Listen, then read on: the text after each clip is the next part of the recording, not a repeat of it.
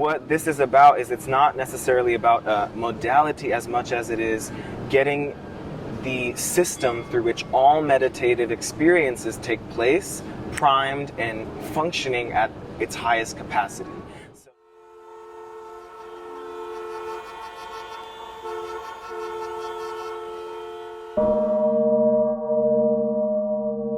Namaste Saigon.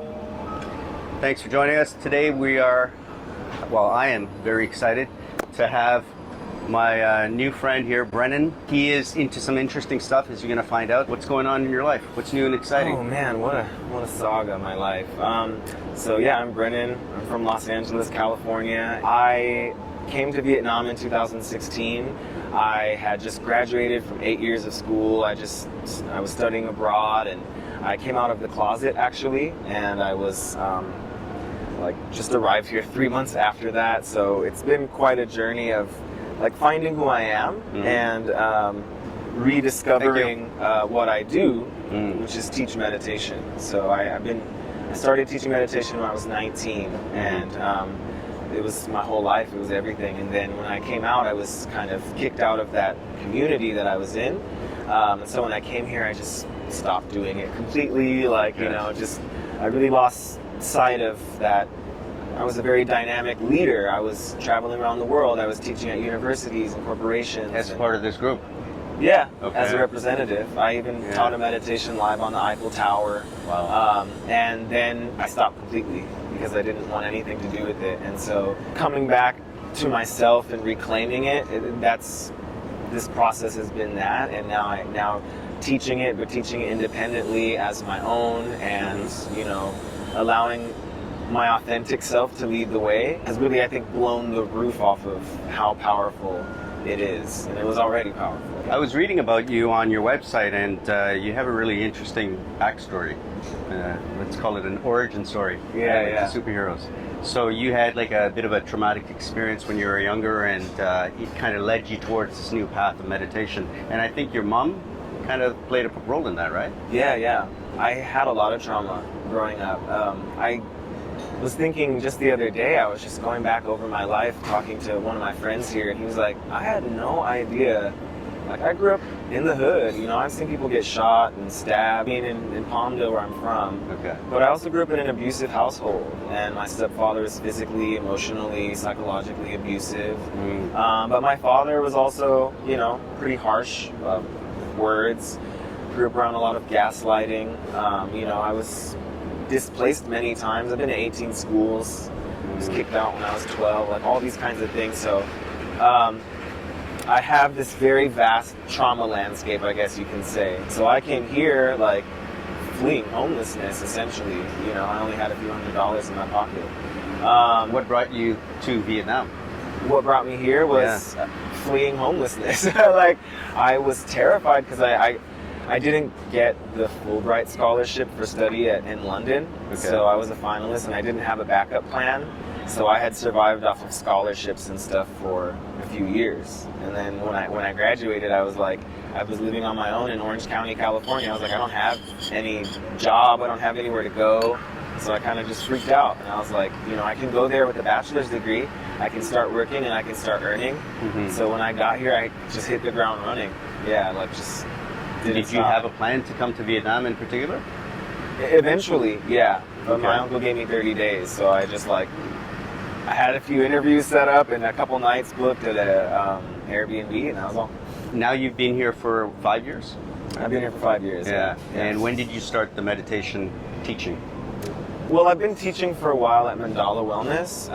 That was just classes here or there, but really my full-time business as a meditation coach, that started back in April last year. So COVID. Yeah. I quit teaching. I was ready to move home, but I got stuck in the country. They kept canceling my flight. It came back to the thing that I was avoiding for a few years, which was meditation. It brought you back to that. That's my life's work. Yeah. That's why it was so painful when I lost it, because I was I am going to share this with millions of people and I will not stop. Everyone needs this, and I know how to give it, and it's my gift, and it's not only my gift, it's my responsibility. I do believe that gifts do not belong to us, that they belong in the world. Just reclaiming that has been very important on my journey. Had you ever been to Vietnam before you came this time? I hadn't. Okay. But I had traveled. I had already Yeah. been to 16 countries, so I'd lived in Ghana for a year in West Africa. I was in China, so I was actually pleasantly surprised how easy it was. I've studied Buddhism for some time, and meditation is a big part of that as well. So a lot of people talk about meditation and think, oh yeah, it's good, but I don't have time for it, or I haven't done it, but I know it's good and all that. Or some people think, oh, it doesn't help me. But I think you need to really experience it. You appreciate it more once you've given it a fair chance and you take some time with it and do it regularly, and then you feel the changes and effects in your life, because sometimes the changes can be subtle, right? It's Absolutely. not something that changes right away. You do one 20-minute session, you're like, wow, this is really something. Yeah. People need to have that experience, and a great example would be coming to Vietnam. You can read books about it, you can see pictures, you can watch YouTube videos, but until you actually get there and the country hits your five senses, you can read as much as you want about it. It's not going to prepare you for the there-ness of it when you get there, But when you're there as well, there's no questioning, am I there yet? Yeah. And so I think when people, how do we bridge the gap then between people who struggle and having that experience, grounding that practice, like you said, you got to do it regularly, and how do we get them to have the experience as early as possible so that they're not working for something they don't know how to see. They're not running for something that they don't even know what it's going to look like when they get there. And I think that is really what sets the method that I use apart, is that 100% of people who have a one-on-one session with me get into meditation the very first time, and there's absolutely no denying it, and they're like, whoa, I'm there. It's really interesting how people's perception of meditation has changed in the last 10 to 15 years. Absolutely. I've been doing it 11, and it's just completely changed. A lot of the times when you ask people if they meditate, you get a lot of yeses. Yes. Yes. Or they tried it. 10 years ago, you wouldn't get many. And not many people, well, even 15 years, I'm a little older than you are, so 20 years ago, no one talked about meditation. It was something that people do in the mountains or something. Right, you know exactly. what I mean? Some hippies. Yeah, hippies do it. The hippies do, yeah. Yeah, and it wasn't something that was in the popular consciousness. Like the millionaire mindset stuff now. Exactly. But now it's so common, and a lot of people have become aware of how valuable it is to everyday life. People before probably, I know I thought this way, that meditation, what do I need that for? I don't have time to go to the Himalayas and study meditation. Exactly. I used to think that way, but I just didn't know what it was. And then about, I think, 10 years ago, I started getting into it. And then when I got here 8 years ago, I got into it because I had always wanted to study meditation with a teacher. And I was usually, for about 2 or 3 years, I was studying it on my own, just on YouTube, reading books and things like that. And then I wanted to do TM, Transcendental. Yeah. When I came here, I happened to get in touch with the only TM teacher in Vietnam. And I studied under him for almost a year. TM was really instrumental in helping me to make meditation a regular part of my life. Right, yeah. Getting the routine down. Yes. Twice a day, 20 minutes. And it's when you put it into a very easily followed structure like that, it's easier to do. It's like training wheels. And then once you understand the momentum and you can kind of go with it, then you can take them off. So the type of meditation you do, tell me about it and tell me how you got into this particular type. This is called energy conscious meditation. And so it's a form of meditation that is about attuning the awareness or the consciousness to the actual energy and the energy system of the body. So you mentioned a few different modalities of meditation earlier, transcendental, vipassana. And so there are many different modalities of meditation. And I want to draw a parallel example to fitness, exercise. There's many things you can do. Sure. However, there's one cardiovascular system. There's one way that we process oxygen and do all that. There's one nervous system, and so what this is about is it's not necessarily about a modality as much as it is getting the system through which all meditative experiences take place, primed and functioning at its highest capacity. So a lot of meditations don't necessarily teach you what is energetically going on within the nervous system.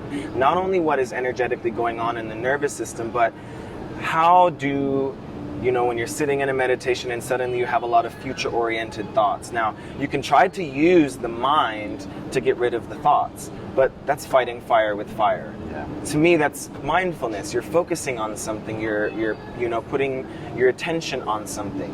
But how do you get the thoughts to melt away? Well, when you understand how thoughts on the energy system or emotions actually pull your attention in a certain direction, you can alleviate that and allow the actual awareness of the true self, the aligned self, to flow. And so it's about it's about releasing this idea that I'm doing meditation, and it's integrating yourself into the idea that the body knows how to do what it does so well without us knowing how it does it. We don't need to know how our body rests and rejuvenates. We don't need to know what it's doing when we're asleep. But we do have to set the circumstances that would allow the body to get into that state, right? So the meditation I teach is really setting the circumstances to put your nervous system into a potent meditative state. Not only that, to be able to feel with your own nervous system where you have imbalances, remove those imbalances, and then from that balanced state have a much more potent meditation. So if you can have 3 to 5 minutes of a very deep and high quality meditation, in my opinion, that is more effective than 20 minutes of crappy meditation. Or an hour of crappy, yeah. Right. But what we do is we go directly to the system. Yeah. We bypass all the guesswork, where most meditations are like, there's a mountain, go. Breathe along the way. You don't know what's going to come up. You don't know. And so I'm like, okay, here's a map. And here's all the potential things that could come up. They have a home in your energy system. If you have doubts, if you have fears, I had a client yesterday, I was like, there's things within your energy system that you haven't forgiven masculine figures in your life, and that's pulling your attention away from the state of meditation. These are like open loops. Right. Or mind. Just like if the energy system's like a cyclone, right? And you, all of the emotions have a physical place in our body. So like, for example, the right heart is our sense of responsibility, our sense of masculine figures is the right heart. So our relationship with our fathers, with men in our lives, but not only that, it's the energy system that we draw on to be that archetype in the world. So if I haven't healed that from my father, and I don't know how to be a supportive person, I don't know how to be responsible for stuff, and so people don't understand that there's all these layers of subtler awareness, and when you can go directly to what is tugging your attention down, like meditation is a kind of like a heightened consciousness, but then these things in our body from our past, from our memories, pull our attention downward. Where did you learn this type of meditation? So I learned this from Srimataji Nirmala Devi. She's my guru, she's my guide. Her following is called Sahaja Yoga. So a lot of the base, like the subtle system, the system of energy we work with, I learned about through Srimataji. Most of my training was through her, and since then I'm not a part of that group anymore. I don't associate with them, and I don't want to be associated with them, because with this meditation system is very potent. It's very powerful. I taught it in universities and have taught rooms of hundreds of people, and they're shocked at how much they feel. But in the spiritual group, they're low-key trying to convert everyone. Let's just be real, And so I have removed myself from all of the dogma of it, and now it's just look, this is a system that's alive in people. It does not care what they believe. It doesn't care whether they follow someone's rules. It's living and it's breathing. So a lot of the nuances that I've added have come through my own 11 years experience teaching it. There's whole also Sahaja Yoga never came up with a structure, a process to move people through from beginner to advanced. So you can go to a free Sahaja Yoga program anywhere in the world. They have them all over, but it's very like, it's like Indian. They have like the guru's photo and all that stuff. But you just kind of go weekly and you meditate and you pick up the bits and pieces. I've put a framework to it, like, because people are like, okay, well, what do I do? And I'm like, oh, well, actually, here's the step-by-step. It's very oral tradition meditation. That's what it is, So I'm really the first to put together a 12-week step-by-step process that will get someone from zero to like a master of their instrument. I don't want followers. I am very I'm so tired of people needing books and needing gurus and needing everything except the most powerful thing, which is themselves. Yeah. And so by the end of this 12-week program, you will be able to meditate anywhere, anytime, under any circumstances. So basically you believe that it's better to teach a man to fish than to just give him a fish, right? You're trying to teach them to become self-sufficient and be able to do this on their own after a while, not just depend on you and have to come to you all the time. Exactly. The framework that I give them is like, here's a framework for you to build your own meditation templates. It's like, first you awaken this energy, and then you assess it, you use your hands, and then I teach them what do the sensations feel, and then based on the sensations you do X, Y, Z, and they have a little chart of the different things you can do. But it's all feeling based, like you do that until the feeling changes and the sensation transforms. Then you put your attention here and you see how your thoughts are, and then you go back, check. So over time they're doing it's like a meditation toolkit. They use that when they feel energetically they need that, So it's really not about one kind of practice as much as it is like a meditation energy work diet, and you eat based on what you need. Yeah. So you've put together a bit more of a structure for people so that they can follow it and have it almost like a system of it, right? Absolutely, yeah. Yeah, I believe in that because I remember when about 2000 to about 2007, I was a personal trainer. You remember Bali Total Fitness? They used to be one of, I think, the biggest chain in North America. Yeah. And I used to be a trainer there. I'd been into fitness for a long time, and I used to be a trainer there. And what they used to almost get you to do is, as a trainer, they wanted you to make the client dependent on you, so that they would come to you and you put them through a workout, but you don't teach them how to work out. And I always thought that was kind of shady, because so interesting. I really didn't want someone there all the time, and like if I don't meet them, they're not going to work out and they don't know what to do. It shouldn't be that way. I always felt that I shouldn't have to meet any client for more than 20 sessions. And in that time, I want to educate them on how the body works and how to use all of the tools in the gym to get the result that you're looking for, whether that's weight loss, weight gain, whatever. So that they go into, like I would always tell new clients that this entire gym is like a garage for your car. You can think of it that way.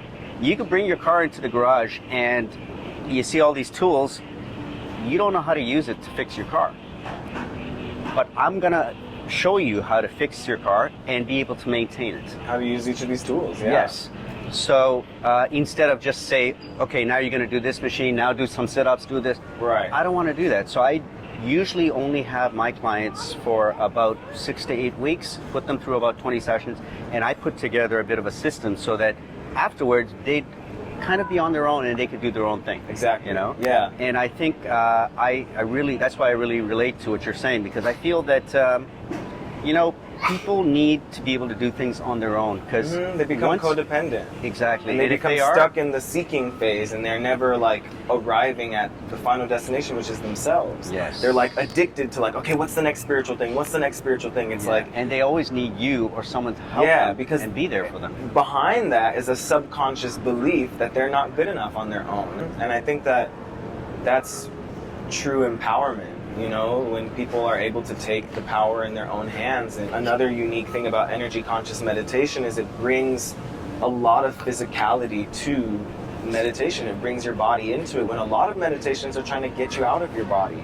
So what I do is I try to teach my clients, I want you to stop thinking of the brain as the brain, and I want you to think of the whole body as the brain. This is an entire integrated system. Yeah. And when, you know, people are able to have that physicality, you know, to touch and to feel and to explore within, I really help them to like imagine they're looking through an X-ray, how energy flows. It's not a woo-woo concept. There's literally blood flowing through your veins. There's literally electromagnetic chemical signals that are moving through your neurons and all of your synapses millions of miles per minute. You know what I'm saying? Yeah. And so when you just tune out of what is outside and direct that attention inward and listen to the body, but you need that coach to, like, as you're doing your exercise, someone to spot your form. Yes. You know, to be like, hey, fix this, fix that, and then, you know, and you're off. by the end, you get that muscle memory. So absolutely. One thing that also turns a lot of people away from pursuing meditation is just that they think that it's going to be such a big and long process and they're never going to get it, and it's going to take them years to master or something like that. But if they knew that, no, you can actually go to someone who can teach you like you do, and in very little amount of time, you can start to feel different and feel that you're making progress and understand what you're doing and what really works for you. And then you can do this duplicated on your own, like you're off and running, instead of feeling that, I'm going to be doing this for years and I don't know if a lot of people are afraid of taking on a long-term commitment, you know what I mean? Especially because their lives are busy. People just don't have the time. Yeah, right? They don't, or they don't want to make the time out for something that's not necessarily going to give them a serious transformation. Yes. You know, they're like, oh, I tried this Calm app and I feel a little bit better, but right? So you give them a taste of it very quickly. It's like a sample, you know, that's how samples work. When you get like a juicy sample, you're like, wait, I want more. Yeah, exactly. But most meditations that are out there, most videos, most guided meditations are not even a tasty sample. It's a crumb. Yes. I don't know if I want this. If you think about it, we're never given an instruction manual on how to use our body or our mind. Yeah. And that's the thing. You're put on this earth, you're a baby, and you go through all of the experiences that you go through, and sometimes you learn all the things you need to know to have an effective life, sometimes you don't. But one of the most important things to learn is how to use this instrument, especially, you know, your mind, and most people just don't know. And even if they've gotten to a certain level, I mean, they might be very intelligent, this and that, they might have gotten degrees, but they can always improve even more through being able to use their mind better through meditation. And we're not taught how to do that, you know? The ego, the superego, the subconscious, all these different layers of our consciousness are like in the same car as you. And you're all trying to drive, and you need them all in the car. You can't get rid of any of them. But sometimes the ego's like, I want this, and they reach over, and like, if you're just a helpless little leaf in the wind, you're gonna crash and burn. Yeah. So it's not about necessarily being able to control your emotions. But aligning. Right. Yourself, And when the undesirable emotions come, being able to allow them to be as they are without affecting you.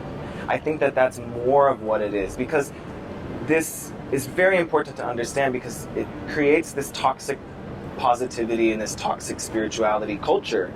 Because I was on the receiving end of that when I was angry about racism and homophobia in that religion I was in. Suddenly they're like, oh, you have such a big ego, you're just reacting, it's just anger. And I realized, like, no, actually anger has a purpose. Buddha happened to be a certain person in a certain context, but we can't all be monks. There are people who need us to fight for them. There are people who need us to get angry for their situations, you know? And so it's not about necessarily eliminating what we deem negative emotions. It's about seeing no separation of self, like if you believe in oneness, yoga means union, it means oneness. If you believe in the oneness of this existence, you must too believe in the oneness of our emotions, that each of them have a role right? So they're all trying to tell you something, right? exactly. And then what it is as well is like when you say I'm battling my mind, like I is ego. Yeah. And you cannot win a fight with the thing you're trying to fight. Yeah. So when you use this energy system, we put it into a mode where the ego is naturally quieted. It's like putting your computer in a specific mode, you know, rebooting your phone, holding the right button, and then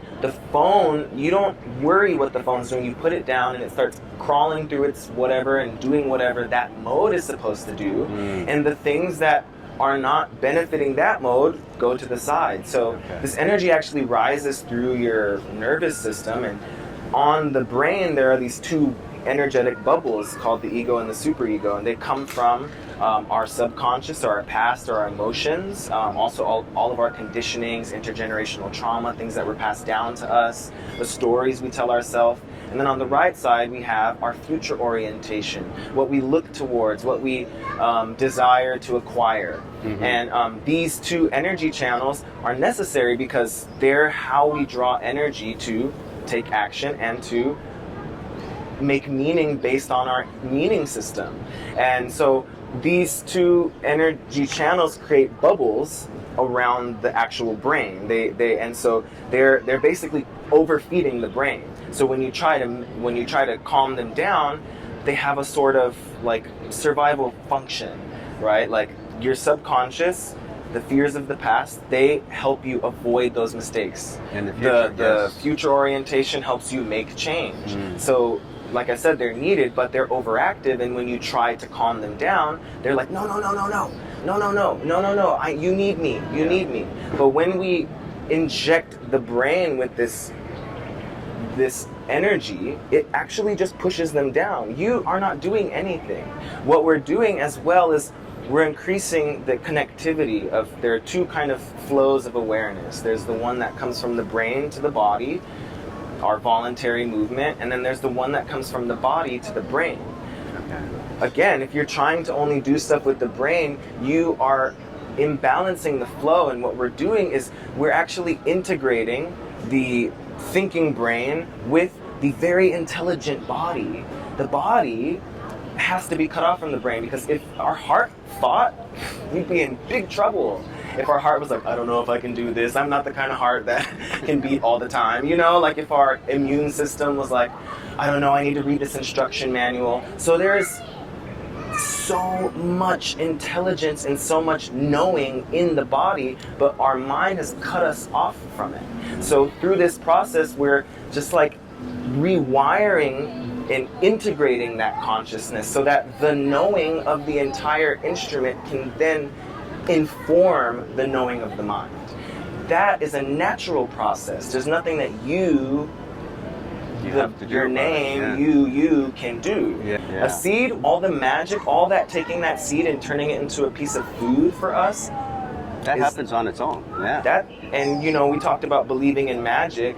How dare we say we don't believe in magic? You know, that you can plant this dead little thing in the ground, and it can dry, that could sit around for and it can years, become this, and it becomes this, right? And how it does it is none of our fucking business, and we don't even know. We might argue over it and be like, you know what, I don't believe it. And we're over here arguing, but the tree doesn't care what we call it. It doesn't care what we believe. It's just doing what is its nature to do. And when we realize that it is our nature to be peaceful and to be calm, and then we allow our nature to do the work and we stop trying to do it ourselves, it's incredible what the nature can do for us.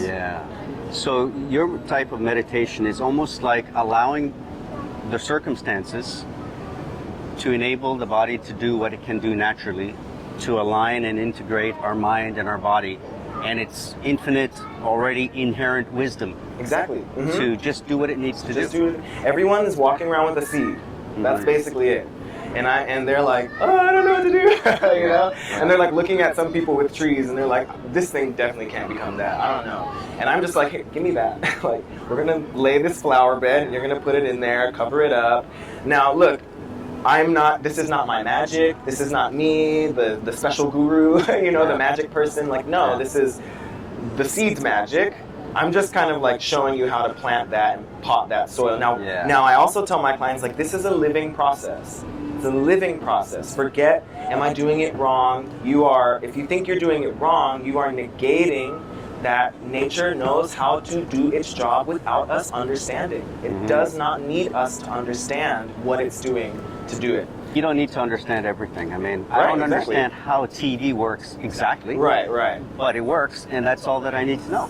You know, I don't know how my iPhone works, but it works, and I can use it, and that's all that matters. So we don't need to know how this works, but as long as we know how to let it work and to kickstart that, or plant that seed, we're good. And it's like rebooting your phone, you know, like that hard reboot, you know, whatever was like sluggish in there, whatever was like, you know, we're all like a phone, and we're like all operating at 3G. There are aspects of this energy system that have gone dormant because we haven't used them yet.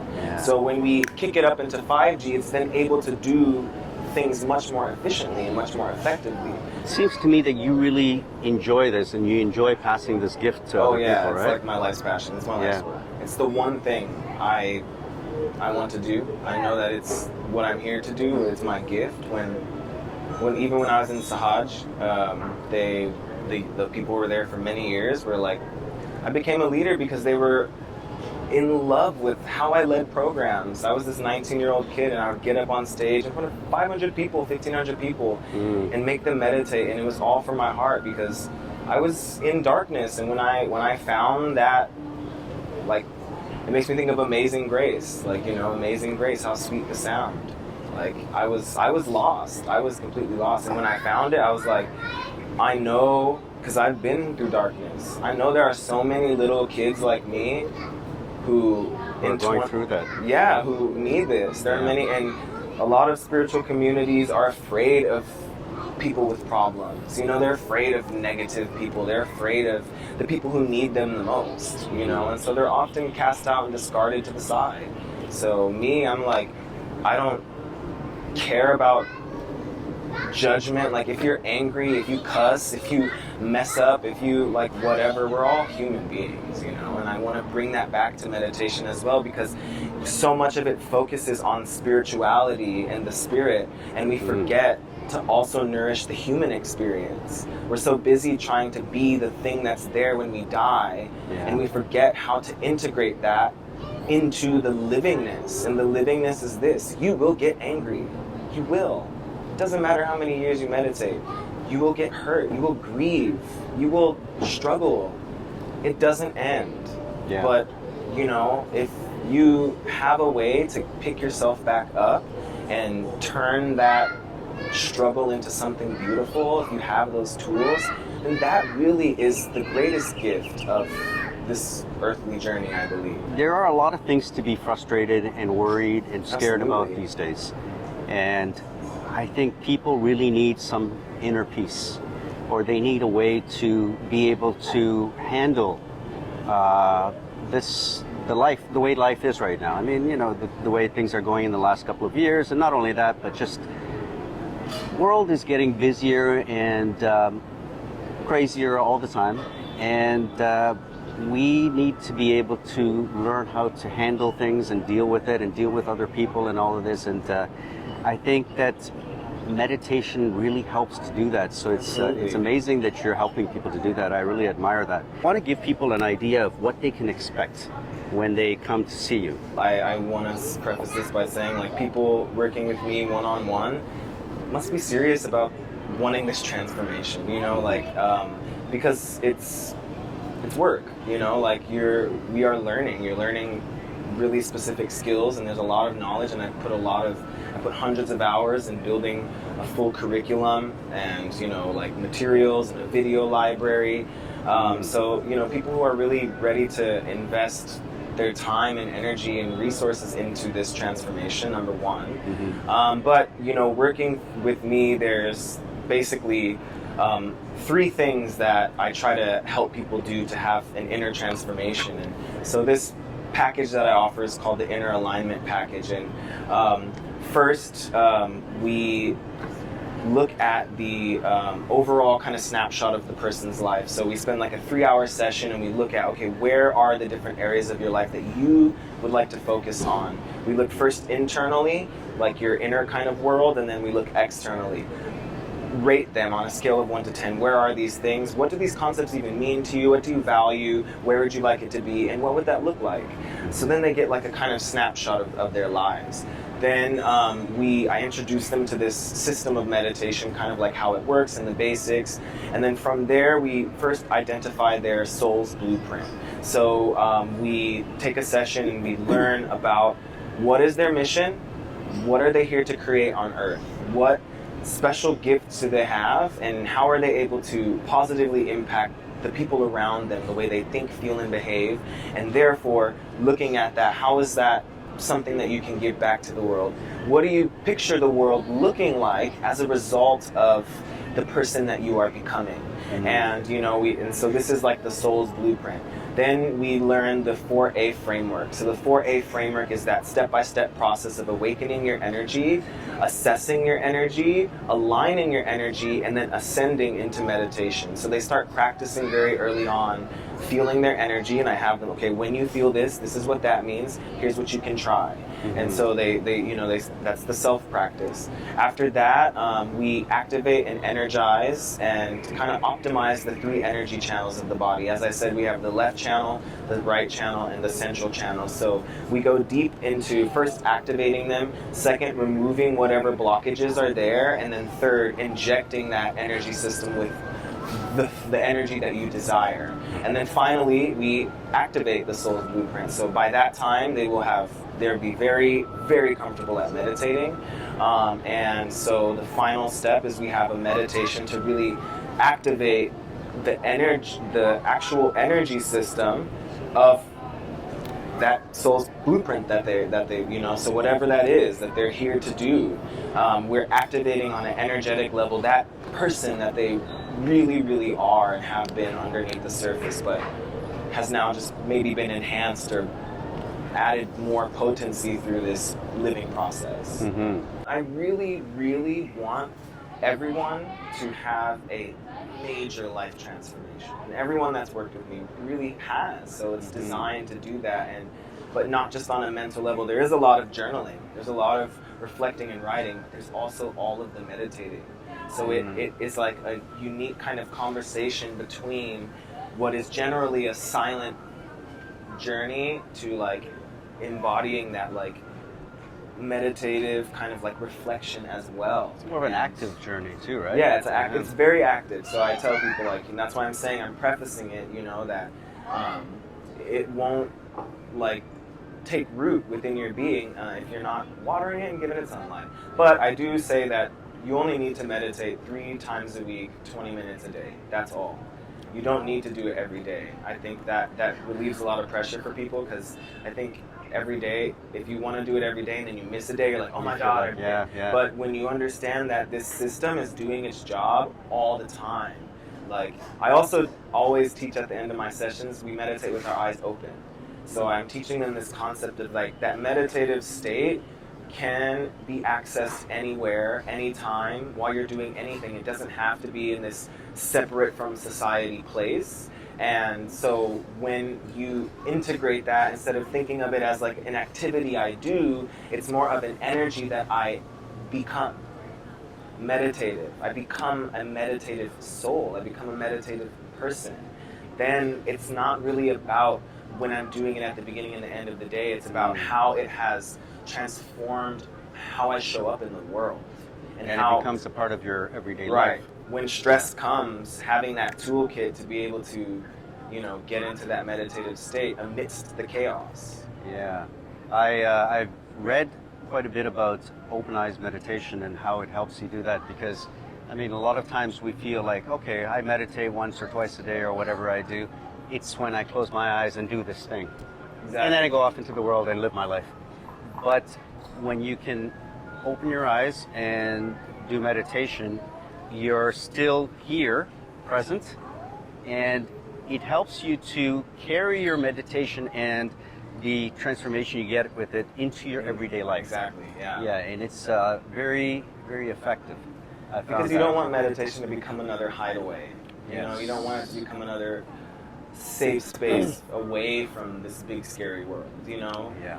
And that is on a bigger level too. Like, I do believe that this is the most important work, because up until now people have always taught spirituality in a way that it's created followings, and I think we're reaching a huge step in our spiritual evolution and really making people their own kind of leaders. And by doing so, by being able to show up in your world that way, you show up as a better mom, you show up as a better father, you show up as, like, you know, and so the whole world literally benefits. It's like the ripples and the chain reactions, you know, go forward, even if you're not teaching your children, but you're able to, like, balance your energy and be more present with them. That's gonna that makes an effect, impact for sure. the rest of their lives. What kind of people typically come to you? Generally, people who really are struggling with a sense of, like, stuckness. You know, they feel stuck, they feel like there's a transition that they're supposed to be making, but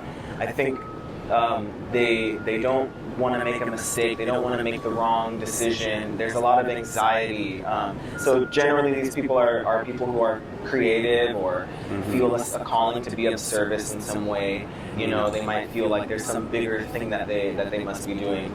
And they really have a hard time sitting with themselves. I think people who are like, they either try to, like, make themselves really busy, and they're that type A personality. It's like some of those people, and then it's some of the people who, like, procrastinate hardcore, you know, and, like, can't get themselves the motivation. And so a lot of them, when I talk on the phone, they're like, you know, I'm like, how do you think meditation will help you? And like, I think it will help me understand myself better, understand what I want better, trust myself more, like, make decisions and follow through with them, because, you know, underlying that is, like, a lack of belief in your powers, you know. So it's generally people who are looking to feel more empowered in their ability to do their great thing that they're here to do, whatever that is.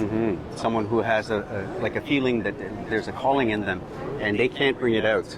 Yeah, or when they don't try believe in to, themselves. it's barriers, it faces many obstacles, you know, and really it's just, again, it's an energy system. If you're having a lot of blockages, you know, that's going to affect what can come in.